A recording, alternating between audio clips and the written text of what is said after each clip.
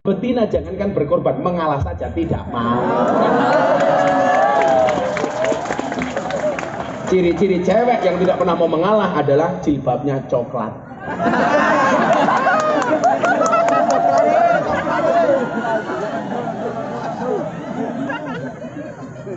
Yang jilbabnya biru insya Allah lebih parah.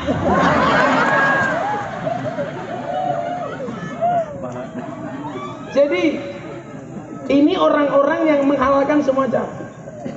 Makanya kemudian disitulah ketika kita menghadapi orang-orang seperti itu dikatakan begini, jawahirul insan fi salah satu, mutiara seseorang itu ada dalam 3 hal. Yang pertama apa?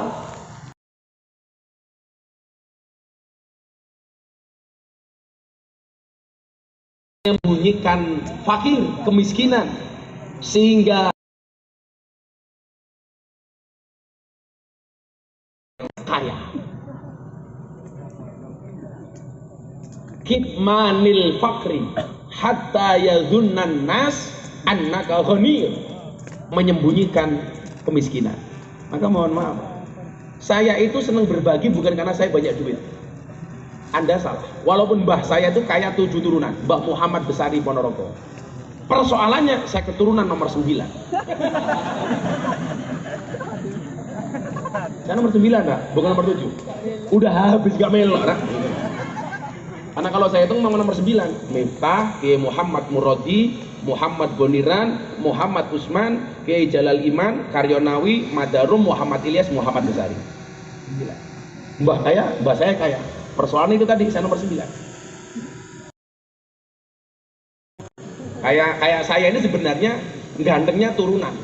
Persoalan jalannya nanjak terus ya. Jadi nggak ganteng-ganteng. Tapi dari dulu saya nggak pernah kemudian menampakkan kemiskinan saya. Dulu ketika saya menikah nggak punya apa-apa, istri saya itu kan korban pembohongan saya.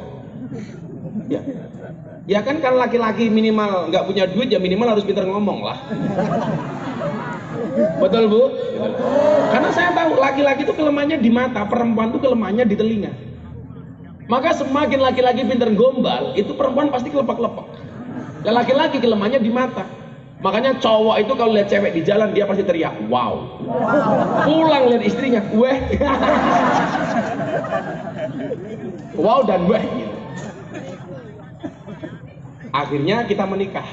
Begitu menikah saya tinggal di PMI, Perumahan Mertua Indah. Rumah mertua saya RSS SSSS.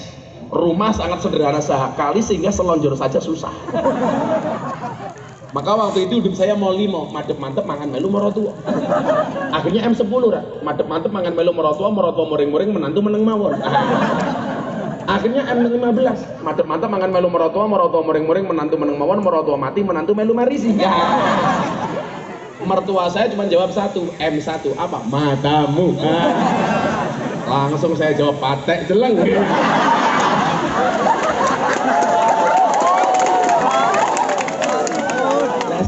Madura biasanya cuma patek celeng tok itu nggak tahu. Saya bilang sama Raka Ror, gimana supaya saya bisa cepat ngomong Madura? Gampang, nikah sama cewek Madura. Iya. Kan aku takut. Tapi dari dulu mindset saya tuh nggak mau jadi orang miskin. Jadi kaya atau miskin itu sebenarnya mindset, Mas. Orang kaya punya banyak duit dia suka sambat miskin. Tapi orang nggak punya duit dia nggak pernah mengeluh, nggak pernah sambat dia kaya. Dan saya nggak pernah mau sambat sama orang, malu saya. Makanya apa? Kitmanil fakri, menyembunyikan kemiskinan, nggak usah ditampak-tampakkan.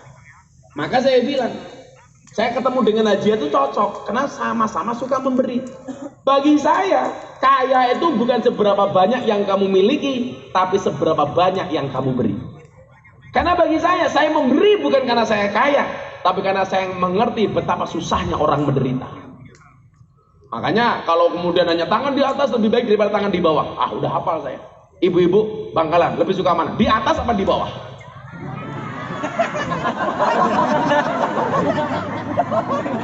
Bisa habis di atas. Gitu. Kitmanil fakri, menyembunyikan kemiskinan. Jangan ditampak-tampak. Kemudian yang kedua apa? Kitmanil ghadabi hatta yadunan nas annaka radin. Menyembunyikan marah sehingga orang mengira kamu adalah orang yang ridho. Dan kalau belajar kitman justru dari Pak Prabowo Subianto. Dia dibuat malu oleh orang yang pernah ditolong. Dia dipermalukan di hadapan seluruh bangsa Indonesia. Yang membuat malu siapa? Orang tim sukses termasuk Mutia Hafid, ketua Komisi 1 bilang begini, Pak Prabowo, ini ada pertanyaan yang dia berpotensi tidak bisa menjawab supaya dia malu. Apa jawaban Pak Prabowo? Cukuplah saya yang malu, jangan membuat orang lain malu. Ini bagi saya apa? Kitmanil ghadab. Berarti dia wal afina anin nas, memaafkan manusia. Saya pas debat pertama kan ngikut, saya di belakangnya Pak Prabowo. Ketika ditanya soal etika, ada pertanyaan yang mungkin ketika kemudian dipertanyakan balik, orang itu akan malu. Pak Prabowo bilang, gak usahlah, sudah cukup saya saja. Ini bagi saya orang yang kitmanil ghadab, orang yang mampu menyembunyikan amarahnya.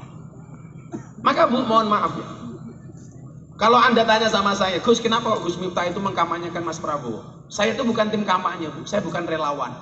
Saya hanya orang yang sekedar mencintai Pak Prabowo. Saya bilang sama Pak Prabowo, sama halnya saya mencintai Rakaror. Cinta saya kepada Rakaror itu seperti air kencing di dalam kolam renang.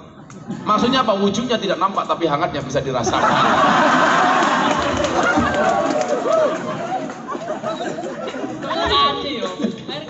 Air kencing.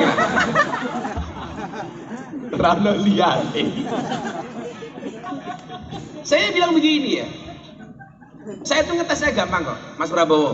Apa sih keinginan sampean pengen jadi presiden? Gus, saya hanya pengen mengembalikan hak-hak warga negara Indonesia.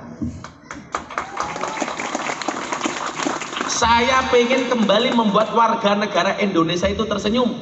Dan di saat warga negara Indonesia sudah tersenyum karena haknya telah kembali, saya pengen mati dalam keadaan tersenyum. Artinya begini, kalau kemudian yang kedua tadi man wahaba nafsahu lillah, itu Pak Prabowo. Karena orang yang sudah finish by himself, dia sudah tidak punya kepentingan apapun, hidupnya sudah cukup. Gus, tapi kan Pak Prabowo nggak punya istri. Nanti dulu, istri itu bisa bermakna dua hal, bisa menjadi support system terbaik untuk suaminya sebagaimana istrinya Rakarot, tapi juga bisa menjadi penghancur terhebat untuk suaminya seperti istrinya Ferdi Sambo. Lu gak bahaya tak? Cah kendel kok. Tapi juga bisa menjadi gojek-gajek untuk suaminya seperti istrinya Raanas. Oh enggak duwe. Oh, berarti OTW. Sepernikah lagi Ra gitu loh. Masa nggak ada bedanya sama keran Ra? Butuh kencing toh. Nah, justru beliau itu sudah nggak ada yang ngatur lagi. Kalau ngatur ketua umum partainya beliau. Siapa yang mau ngatur? Banyak pejabat yang kemudian rusak justru oleh istrinya. Suaminya sudah tidak pamer, istrinya malah pamer. Akhirnya kena masalah. Makanya saya bilang, para istrinya pejabat itu seharusnya memperlakukan uang itu seperti apa? Kekayaan itu seperti celana dalam, boleh dipakai tapi nggak usah dipamerkan. Yang suka pamer celana dalam itu cuma satu, Superman, goblok, pakai sempak di luar. Ya. Lebih goblok lagi, badannya besar, basuhnya S, goblok, harusnya XL. Gitu. Yang paling goblok siapa? Yang nonton. Tahu orang goblok kenapa ditonton? Makanya kenapa Superman itu kalau terbang, tangannya begini. Kenapa nggak dua-duanya di depan? Karena yang satu pegang sempak. Supaya nggak melotrok gitu loh.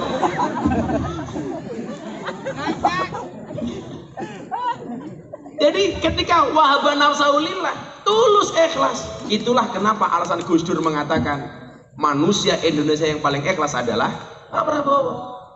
Karena sudah nggak punya kepentingan apapun.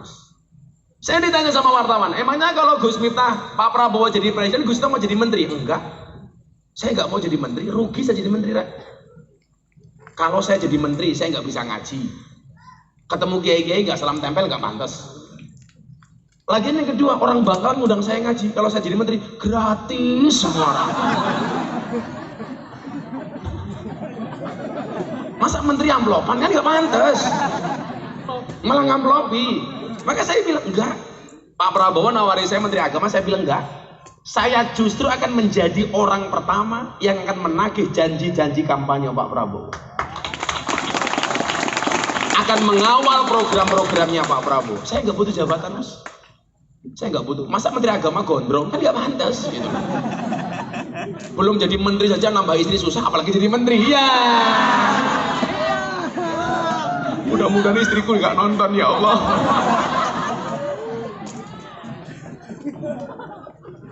Oh gede, waduh nonton istriku. Santai pun, hoak. Maka kemudian apa? Ketika Gus Dur mengatakan itu paling enak, ya benar. Makanya saya punya syair itu, Ra. Lontong tahu ono lontong sate, ra usah galau, pilih Prabowo Gibran wae.